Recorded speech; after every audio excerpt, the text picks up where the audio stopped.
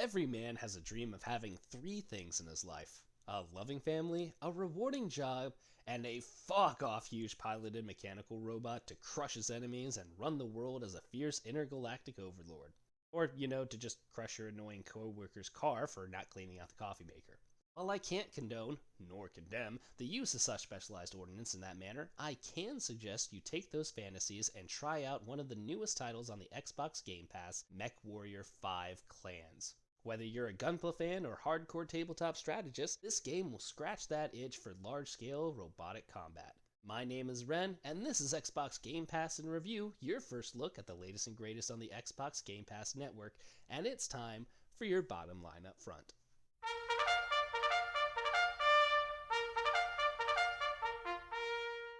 Mech Warrior 5 is the 13th installment in the Mech Warrior series from, well, a large number of developers and publishers over the years, but is a sub-series of the games from the FASA Battletech board game universe. The first of the series, the original Mech Warrior, was released in 1989 from Dynamix and first gave mech fans the joy of piloting their own mech against the tyrannical forces in the galaxy. The series revolves around the conflict between the Inner Sphere families that make up its ruling government and the Outer Sphere clans of mercenaries that try to retake what they believe is rightly theirs. Throughout the various games, you take on different factions to play out the three succession wars or other major conflicts and events that wage across the territory. In this installment, you play as a Star Squad led by Star Commander Jaden and his group of clone kin enlisted with the Smoke Jaguar mercenary clan. Your only job? To pilot mechs and invade the Inner Sphere to dethrone the ruling families and assert the founder's ultimate dream of ruling the world that he was betrayed by. Most of these games were well received by the community, with some gamers even enjoying the series from actual cockpit controllers that give them a more immersive control of the mech, which I personally have been able to experience and can confirm is very, very fun and well worth the trip to your larger gaming conventions like PAX to try for yourself if you get the time. Regardless of whether you play on console, PC, or fully functioning mech simulator, this game is well worth the time to try for yourself. Let's dive into the details. Firstly, this game is beautiful. Well, as beautiful as it can be for playing on backwoods planets that have mech battles raging on them. The game can be played in either first-person or third-person perspective, and neither disappoint on the graphic side of the house. I do personally use the third-person view more as it makes it easier to see the whole battlefield and react to the environment. If you want to be fully immersed in the mech piloting experience, then the window view that the first-person view gives you will be a welcoming sight with its limited visibility and flashing consoles in front of you. I didn't experience too many visual glitches in the game, but the buildings you come across do come off as very simplistic and cookie cutter, but they are little more than destructible set pieces you can trample on or shoot up as you battle enemy units. Next, the world building in this game, on the contrary to the very basic and simple buildings that you come across, feels alive and lived in. Through the many cutscenes and in-mission dialogue, you get a very strong sense of the Smoke Jaguars and other clans' vastly different cultures and mindsets. Contractions are considered a barbaric use of the language, which is a hilarious, if not jarring, way to listen to the English language that never really gets fully explained. Yet they shorten terms like affirmative to aff, which I actually rather enjoyed, and found myself repeating to my NPC superiors in mission. Your main character Jaden and his crew have well-developed and different personalities that feel human and realistic despite them being genetic clones, and one of the crew named Liam is even a renegade of sorts, using his contracted use of the language to piss off his commanders. I found myself not wanting to skip these cutscenes as they felt compelling and really told a story that many other action series just fail to do. Lastly, the controls for piloting the mech are smooth and easy to use. I was playing on controller, and I could pilot my machine fairly easily no matter what type of mech I was using at the time. While slow, the machines feel reactive, and once you get used to the rev-up moving system, feels pretty intuitive.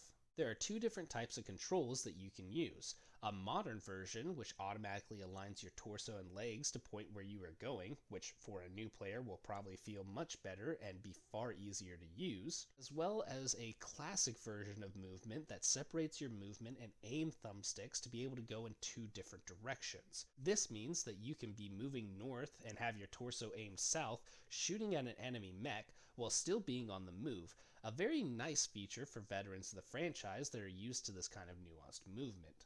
I personally opted for the modern controls as it made it a little bit easier for me to move around the battlefield, but either way you choose to move, the game feels great. My only gripe is that while in third person mode, you have to be very careful at the angle when you're shooting from behind cover, as your left arm weapons can still be behind that cover and will have a tendency to block your shots even if you have a clear line of sight on your target. It's just something to correct for when you're learning how to play. Now, I know that I said that I loved the cutscenes in this game, but there are a lot of them. Not only are there a lot of cutscenes, but they're also really long. I get wanting to do world building and character development, but half the time you play the game is watching cutscenes and listening to mission briefings. Again, don't get me wrong, the cutscenes are wonderful, but I definitely want to be playing more of the game before being interrupted with more expositions. Next, the mech customization feels very limited. I get wanting to make players wait before making massive overpowered builds, but the restrictions on which parts can go on which weapon slot seem very contrived. While there are some sections that you can put 3 to 4 weapons on, like the arms, other places like the shoulders and chest only allow for one of a limited size. To an extent, I understand that you wouldn't put an autocannon on the same arm as your Gauss rifle, and not being able to put multiple short-range missile launchers on your chest makes pretty solid sense. But I should be able to put 2 small autocannons on the same arm, or put 2 to 3 2-pack launchers on my shoulder if I have the weight and space for them. Also, there are things called Omnipod loadouts, which are available for each of the mechs that change what types of weapons, like ballistic or laser, you can use for each weapon slot on the mech. But the game doesn't outright tell you that they're available. It's just a small button in the mech loadout window that you have to be actively looking for to find. But it also requires you to use your mech experience points to unlock them. And once you've unlocked them, you still have to pay for the weapons those loadouts come with if you haven't already bought them. As a final note in this topic, the types of mechs you can unlock throughout the game puts you at a very decisive disadvantage in the early game. You end up being locked behind using only light mechs for most of the first planet, and even then, the one you unlock isn't all that much better. This leads to you being overly crunchy and taking a lot of fire and not being able to give a lot back. All in all, the choices for the mechs and weapons seem very limited in the early portion of the game, which can lead to lots of deaths and frustration that might turn off new players to the franchise. On the topic of death and frustration, this game's difficulty is pretty hard. The main reason is that you have 4 other mechs to look out for while you're deployed. You'd think this would give you a pretty big advantage against your enemies and would allow you to cruise through the missions, but the NPCs for those mechs are dumb as hell. Of course, that is because there is a strategic command feature that needs to be used on mission to give those mechs orders. Unfortunately, this feature is very difficult to use and generally gets in the way. The command function doesn't pause the game to give you time to plan out any strategies, and while I understand that realistically you wouldn't have time to issue those orders in a real combat scenario, in a video game that necessitates a feature like that, having the time to route your ally mechs into position would be wonderful. Instead, you end up either accidentally hitting your own allies because they walk right in front of your line of fire, or you're so clumped together that enemies can hit most of your squad in a single missile volley. Also, the AI in this game is rather funny. Your allies can't do much to really help you out other than just firing at the nearest enemy while following you around the battlefield or guarding one position, but the enemy mechs will straight up focus the player. The reason why seems pretty simple. To the AI, the easiest way to gain its good boy AI points is to kill the player-controlled unit, which by happenstance will likely be the weakest link on the team and make it easier to wipe out the rest of that mech team, leading to an AI dopamine win trigger. You certainly don't want the enemy to be too stupid and offer no challenge, but realistically as this game takes itself, The enemy unit should be targeting whoever is doing the most damage or is the closest to the unit's effective firing range. Lastly, the game's missions can be a bit buggy. If you get too far ahead of the objective by activating your scanner too soon on certain missions, or taking out objective targets before you're told to do so, the game has a tendency to bug out and not count that progress when it's time to move forward. In my 9 hours of playing this game, I had to restart a mission twice because a bug happened. One of those times was right at the end of a mission and I had to restart the whole 30-minute mission. Moral of the story, don't anticipate the command. All in all, I greatly enjoyed my time playing Mech Warrior 5, and I feel like it's one I'd be inclined to play more in the future.